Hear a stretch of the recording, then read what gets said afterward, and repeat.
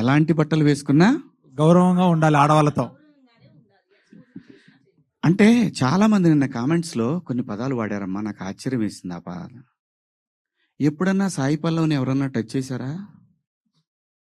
ఎప్పుడన్నా అనుష్కని ఎవరన్నా టచ్ చేశారా? ఎప్పుడన్నా సౌందర్య గారిని ఎవరన్నా టచ్ చేసిన సందర్భాలు విన్నామా?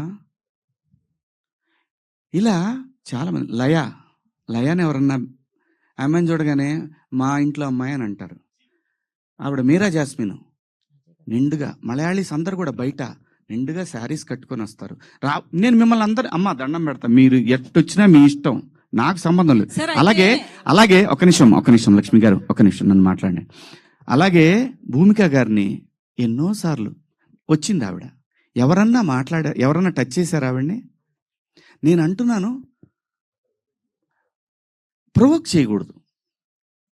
ప్రొవోక్ చేసినట్టు అనిపించినప్పుడు మీరు అన్నదానికి కుర్రాళ్ళు ఆహా నువ్వు ఇలా ఉంటావా, వాళ్ళు పందాలు వేసుకుంటారు. పిల్లలుండి చిన్నపిల్లలు, మన పిల్లలు వాళ్ళు. నేను అంటాను, మనం ఎందుకు అవకాశం ఇవ్వాలి అనేది నా ఉద్దేశం తప్ప మీ ఇష్టం అండి. మీరు బట్టలు వేసుకున్నా, ఇంకా మంచి బట్టలు వేసుకున్నా, ఆ తర్వాత మీ ఇష్టం, మీ ఫ్యామిలీ, మీరందరూ సమాజానికి అగెన్స్ట్గా వెళ్ళినా ఉన్నా, నేను మాత్రం కోరుకునేది ఒకటి, ఈ జనరేషన్ ఆడపిల్లలకి, అమ్మా నేను ఒకటి చెప్తున్నాను, మిడిల్ క్లాస్ ఎక్కువ ఈ దేశంలో, మరీ ముఖ్యంగా మన తెలుగు పిల్లలు.